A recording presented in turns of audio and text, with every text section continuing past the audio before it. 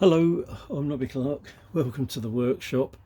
You just saw me assembling a little item I've made for the milling machine. Although I love this milling machine, the mini mill, there's one feature of it which annoys me a little bit, I guess. Something which I didn't realise was a problem really until I'd had the milling machine for a while and started using it and watching other people with milling machines on YouTube. This particular milling machine doesn't have a quill, so if you're using it for drilling operations, the whole head of the mill has to be raised up and down. Now this is done by detaching the winding handle here. There's a sort of like a dog gear behind this. Below you've got the lock, so obviously releasing the lock, and then you've got to wind the whole head of the mill up and down for drilling. I guess not a huge problem, but I think that it possibly would have been easier on this particular mill to have had a separate quill for drilling and raising the head up and down just to adjust the depths for machining. Now when it's set up for machining, you can obviously bring the head of the mill down sort of near to the right position, perhaps for touching off, and then you've got to lock the handle here into this dog gear, but obviously that's the movement you've got between the different positions on this little gear inside here. But you drop that in place, that locks it in position, and then small adjustments are made by turning this wheel here for fine adjustments. Okay, it shouldn't really be a problem at all, really. Obviously you're running against the spring that stops the head from dropping down. When I got the mill, it had a torsion bar spring system on the opposite side of the head to this, but what I found was that the spring on that wasn't really strong enough, and occasionally when you were adjusting the head up and down, it could jump slightly. So I replaced this with a gas piston style, which solved that problem, but it does put a greater pressure on the head of the mill, if you like, and makes turning this handle a lot stiffer. I mean, you're generally, when you're machining, you're only making sort of fairly small adjustments here. But over time, I found this to be a bit of a problem, because to operate this, generally, I'm turning this knob here, fine adjustment knob, with my left hand and using my right hand to operate the lock. Now, I've unfortunately got a weakness in my hand and in my arm, because a few years back I had a minor stroke, and the after effects of this over the years is that my left arm has become a lot weaker, and gradually I've lost a lot of strength in my left hand. My right hand's not brilliant either, and I have some arthritis in my fingers as well. So an idea I came up with, it's not exclusively my idea. I saw that somebody, or I think more than one person has done this, made a little wheel, or a lever actually, that you can use to adjust this up and down. I've made this one. I've made it just with a brass screw in the end at the moment, but that could be replaced with a little locking knob, so I'll have to fit that on with lock that on with a screwdriver. that can be locked in place. Now that one chap I saw that had made one of these had made his for a different reason. There was a means of raising the head up and down, which you can see I can do. The thing is though, you can only really do this easily when the head of the mill is towards the top, because then there's less pressure on the gas piston. But when you are using this further down, I'll bring this down a little bit more, make sure I don't bring it down so far you can't see what's going on, and then we'll lock that in place. It becomes to take this down becomes a lot stiffer, but I think what this will enable me to do is to give me a bit more leverage here to be able to wind that down, because I'm finding difficulty gripping this round control here, where I think the lever on it will make it a lot easier for me to make the small adjustments required. I didn't show any of the making of this because I sort of made this up as I was going along, basically. I thought that to start with, that it would be perhaps a sort of a good idea to make this out of a fairly thick piece of aluminium, and then machine out a round hole here that would drop right over this. But well, you know, this is just as easy. I just found this is all made out of scrap bits of aluminium. The tiny little scrap. I keep every little scrap of material that's left over, but these little tiny scraps, I just marked out that angle on here, and I machined it partly back and then just filed it to get the shape, and just a tiny little block of aluminium, all attached with tiny screws here, and the little brass locking screw here.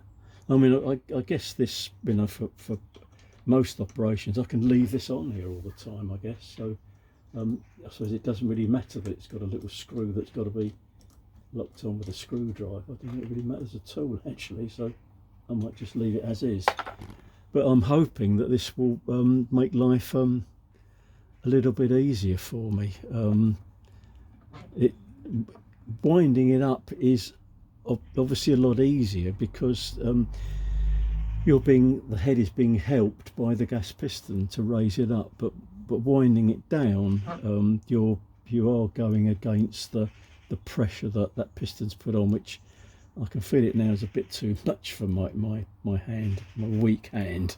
So, but I think that by having this arm on it, I think that's gonna help me. The arm can't easily be any longer than this because it hits against this knob here. This is, you can see that here, this is part of the original mill configuration, and it was just basically designed to hold this cover on, which covers the front pulley and the belt. That is, you know, as a protection basically if the belt broke and flew off. That's all that's really for. But I made the bracket to go down the back here, and this is the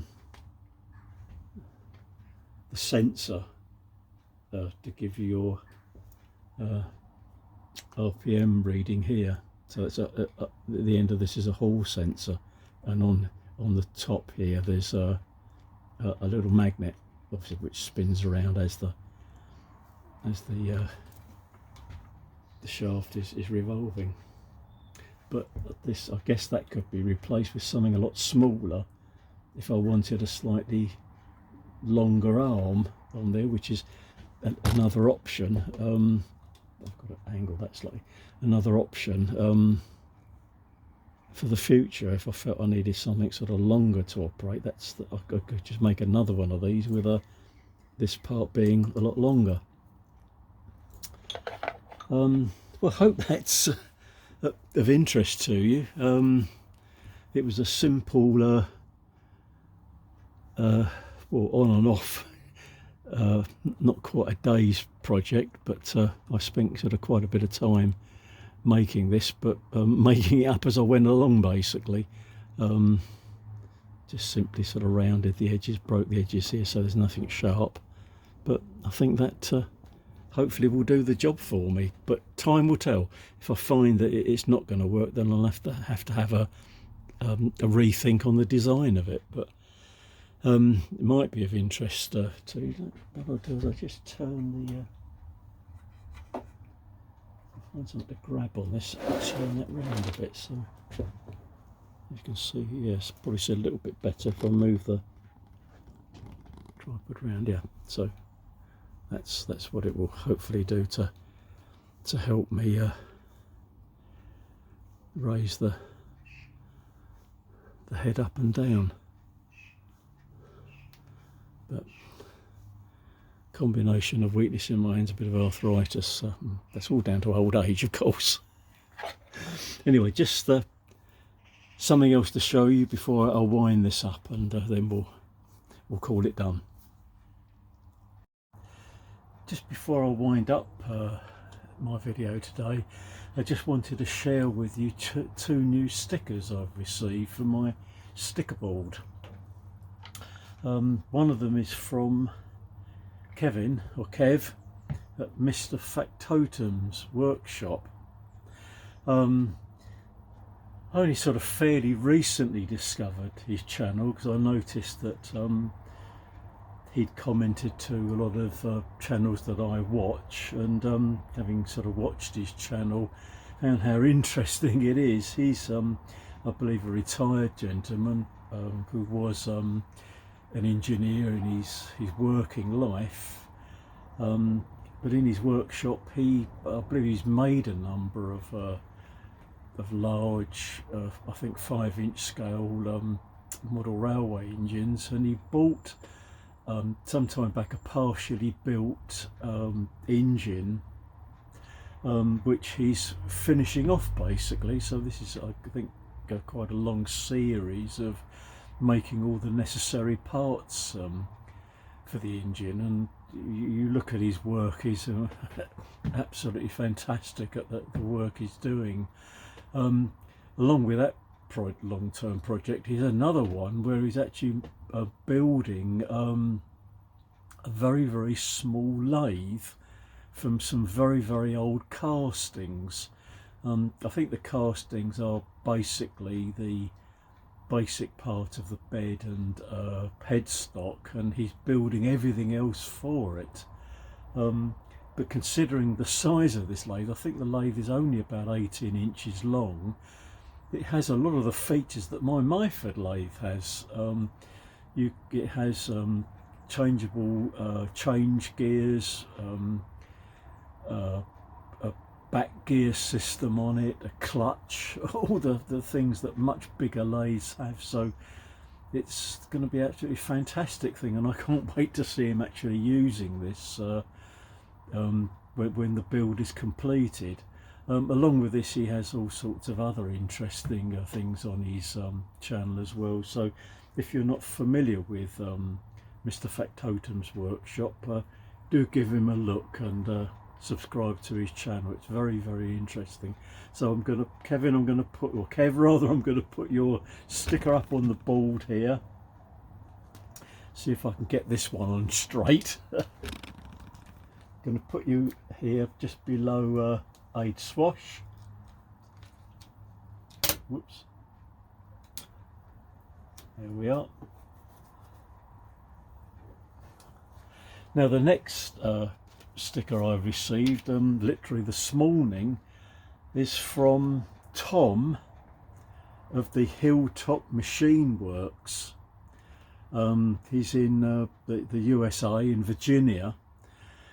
I discovered Tom's channel about a year ago because I'd heard about a tragedy at his workshop where the workshop caught fire, and Tom got quite badly injured in this fire as well.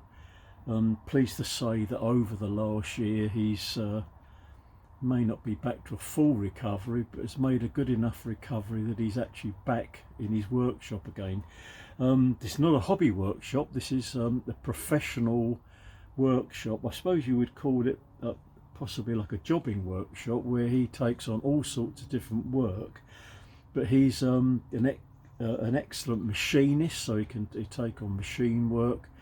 He's got lathes, milling machine, shaper, all the wonderful tools that are required for his work, but he does welding, fabrication work, small runs of parts as well. And if you look at his channel, there's some very interesting jobs coming through the door of his workshop as well. So we do give Tom's channel a look. I know he's very well known on YouTube anyway, and I noticed that a lot of YouTubers that I look at obviously look at Tom's channel as well. So have a look at his channel. Tom also very kindly put a little gift inside the envelope as well, which is going to be really useful for me. It's a Starrett metric equivalence table. I've got an A4 one of these that I printed off the internet, and it's something I use a lot in the workshop. I tend to work, although we are actually a metric country really, but I tend to work in imperial measurements quite a lot, because my big Myford lathe is quite old. It's about 1982, but it has all imperial scales on it, and it means now I've got a DRO on my milling machine, I can use that in imperial measurements as well. So I'm having to convert to imperial measurements quite a lot. So Tom, thank you very much for this. This is going to live in my workshop jacket and workshop coat, and I can keep this with me all the time. It's going to be very very handy to have that. So give Tom's channel a look. Hilltop Machinery Works. He has a friend that is in the workshop with him every day, I gather. He's got this lovely Alsatian dog called Chaos. But the problem is that Chaos wants to play all the time. But anyway, do give Tom's channel a look. So this is apparently a brand new sticker from him as well. He said in his note to me, I'm the first one to receive one of these, so I'm highly honoured, Tom. So I can very carefully peel this off, and I'm going to put you here just below Michelle Rusternox. There we are. So my little sticker board it is very small, but it is growing. I've got a few stickers on here now. So there we are. Anyway, again, thanks for joining me in the workshop today. A slightly shorter video this time round, but this one I'm actually putting up midweek between my normal Sunday videos. So again, thank you to all the subscribers to my channel. If you haven't subscribed, please do, and please send me a comment as well. If you can give me any hints, tips or advice, I would welcome that. So anyway, I'm going to say bye bye for now, and I'll see you very soon.